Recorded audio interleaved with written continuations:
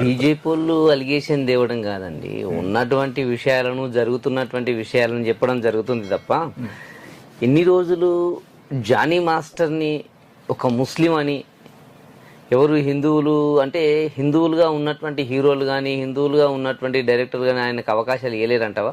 అంటే చాలా మందికి తెలియదు జానీ మాస్టర్ ముస్లిం అన్న విషయం అయితే. జానీ పేరులోనే ఉంది కదా జానీ అనేటువంటి జానీ భాష, ఆయన పేరు జానీ భాష. ఇప్పుడు ఆయన గురించి జానీ అనేది ఒక నిక్ నేమ్ లాగా చాలా మంది పెట్టుకుంటారు, అందులో ముస్లిం హిందూ అనేది పెద్ద ఏం జానీ భాష అనేటైనా వాస్తవానికి ఆయన ముస్లిమే.